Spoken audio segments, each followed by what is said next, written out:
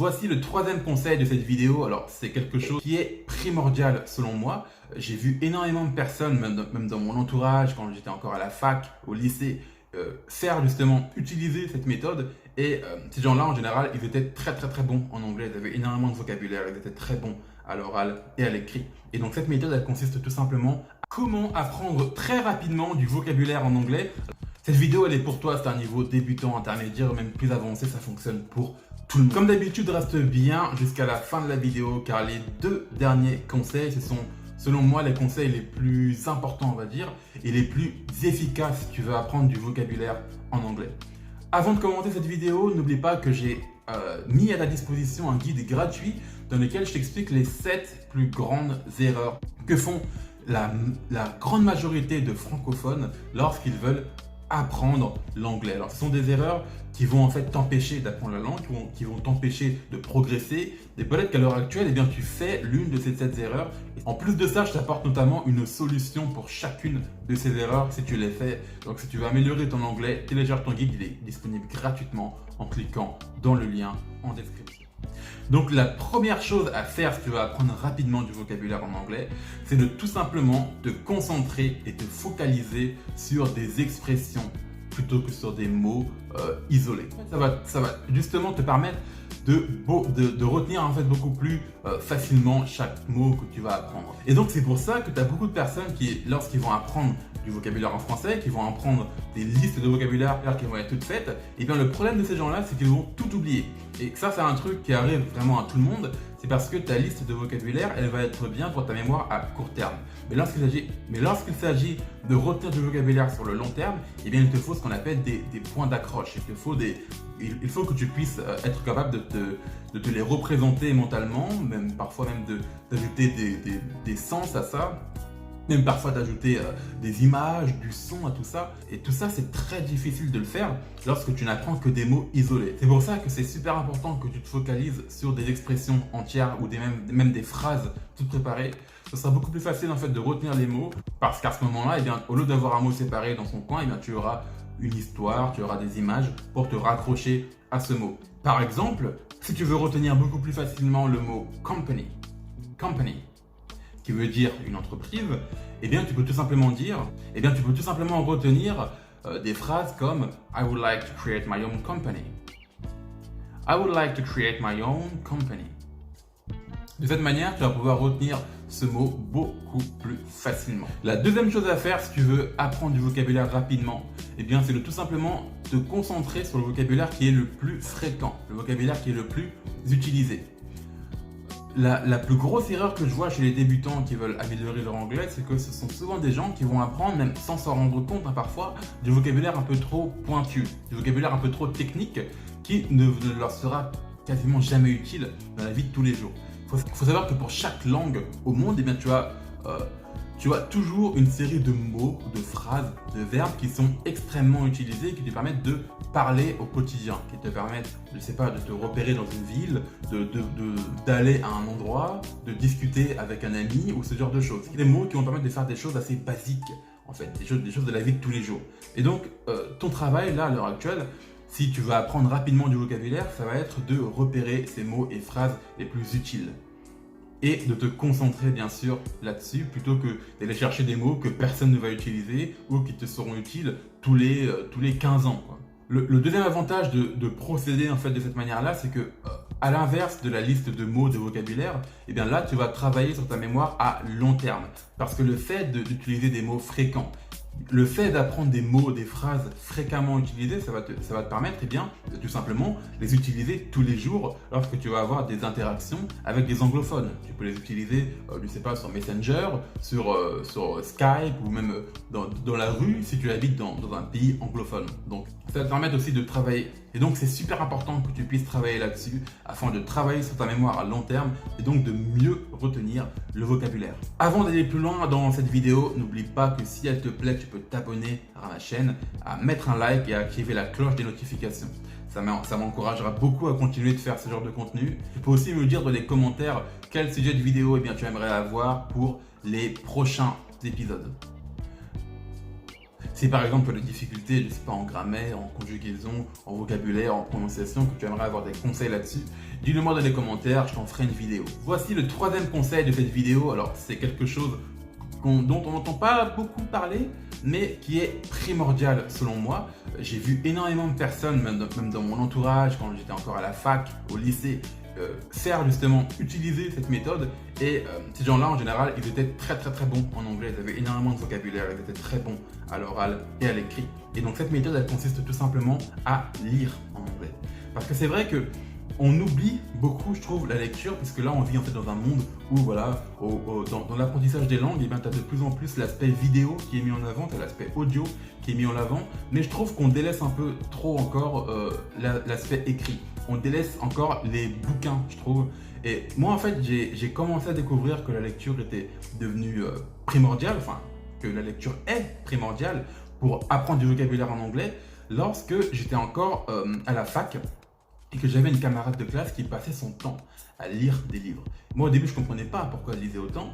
Parce qu'à cette époque-là, moi-même, j'étais pas du tout un grand lecteur, je lisais jamais. Je me disais, mais qu'est-ce qui la passionne autant dans la lecture?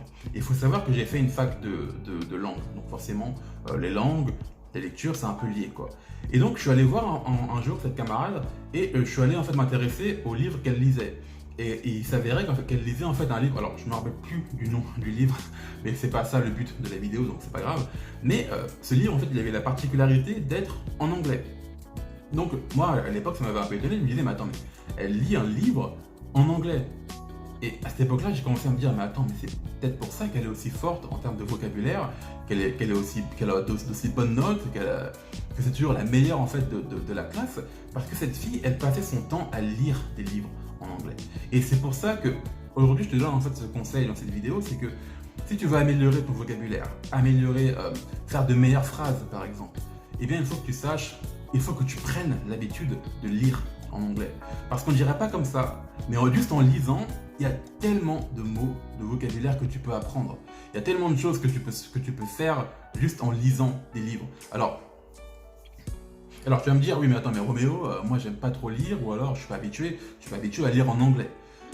Bien justement, dans ce cas-là, moi il y a un conseil que je te donne, c'est de commencer à lire des choses que tu connais déjà. Par exemple, si tu es passionné, je sais pas, de Harry Potter, que tu as déjà vu les films, que tu as même déjà lu dans ta jeunesse les livres en français, eh bien tu peux les relire en anglais. L'avantage, c'est que là, tu vas connaître toute l'histoire, tu vas connaître les personnages, tu vas connaître le background, et donc lorsque tu auras des moments où tu vas pas trop comprendre ou que tu vas avoir du mal un peu,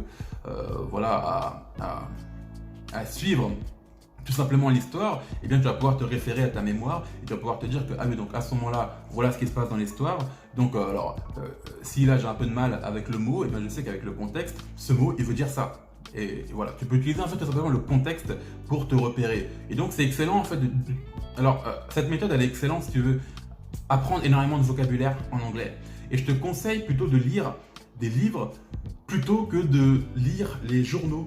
Parce que je sais que beaucoup de personnes vont te dire, ah oui, mais si tu veux apprendre l'anglais, eh bien tu dois lire, je sais pas, le New York Times, tu dois lire, je sais pas, n'importe quel magazine comme ça en anglais. Moi, je te déconseille vraiment de faire ça. En fait, si tu as un niveau un peu débutant, voire même intermédiaire, hein, moi je te conseille de lire la presse lorsque tu as un niveau plutôt avancé déjà.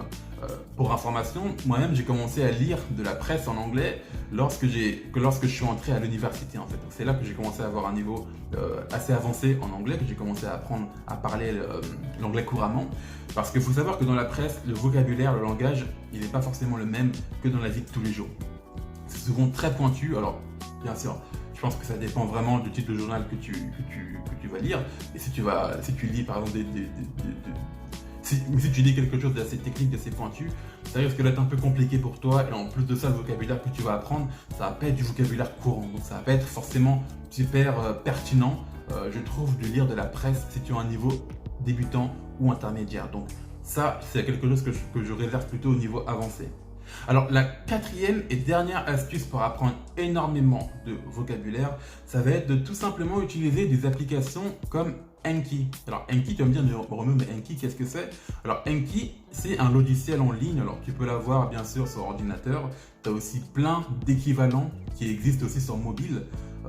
Et le principe en fait de ce genre de logiciel, c'est que tu vas pouvoir travailler avec des cartes mémoire. On les appelle les flashcards en anglais. Et le gros avantage de ces flashcards, de ces cartes mémoire, c'est qu'elles te permettent de faire ce qu'on appelle de la répétition espacée. Alors, je ne vais pas rentrer dans les détails un peu techniques, mais tout simplement, en fait, imagine une flashcard. En fait, tu as le côté recto, derrière tu as le verso. Imagine par exemple que sur le recto, eh bien, tu as la phrase. Imagine que tu as la phrase I would like to visit Paris. Donc cette phrase, tu l'as au recto. Au verso, eh bien, tu peux avoir tout simplement la traduction de cette phrase. Et donc ça, c'est ce qu'on appelle une carte mémoire. Et ce qui est cool avec Anki ou ce genre de logiciel, je te rappelle que tu as plein d'équivalents qui existent sur Internet, eh bien, c'est que tu vas pouvoir faire de la répétition espacée. Ça veut dire que tu vas pouvoir te créer tes propres quiz avec ces flashcards. Par exemple, tu vas pouvoir choisir, je ne sais pas, 10 ou 20 flashcards comme ça. Imaginons que tu as envie de retenir ces 20 mots, ces 20 phrases pour la semaine, par exemple. Donc, imagine que tu as 20 cards comme ça. Eh bien, tu vas faire tes propres quiz, tes propres exercices de vocabulaire et tu vas pouvoir trouver en fait la traduction à chaque fois pour chacune des phrases. Et ce qui est cool avec Anki, c'est que si tu te trompes, par exemple, eh bien tu peux dire, en fait, tu peux appuyer sur un bouton pour faire en sorte que cette même flashcard, eh bien, elle revienne quelques minutes plus tard dans le quiz. Ça veut dire que ce même mot, si tu as du mal à le retenir la première fois, eh bien, à force de le revoir à chaque fois, ça va rentrer beaucoup plus facilement dans ta mémoire. Donc c'est ça la répétition espacée. La répétition espacée te permet en fait à plusieurs minutes d'intervalle, d'avoir le même mot dans des quiz ou dans des exercices et ça va te permettre de retenir ces mots beaucoup plus facilement. Et donc là, je t'ai fait une mini introduction sur ce qu'est Anki, mais si tu veux en savoir un peu plus sur ce genre de logiciel, dis-le moi dans les commentaires, je te ferai même carrément une vidéo, je te ferai même carrément un tutoriel parce que je pense que ça sera beaucoup plus clair de cette manière-là. Donc si tu veux en savoir plus, tu sais ce qu'il te reste à faire. En attendant, si tu veux aller beaucoup plus loin en anglais, si tu veux améliorer ton anglais, eh bien, n'oublie pas que tu peux avoir accès à mon guide pour connaître les 7 plus grosses erreurs que font les débutants en anglais. Donc dans ce guide, je te passe toutes ces erreurs et je t'explique aussi comment faire pour les résoudre. De cette manière-là, tu vas pouvoir vraiment apprendre l'anglais de la bonne manière sans faire ces erreurs qui t'empêchent de progresser. N'oublie pas de t'abonner à la chaîne, d'activer la cloche des notifications, de mettre un like si la vidéo t'a plu. Et moi en attendant, je te dis à la prochaine. Salut!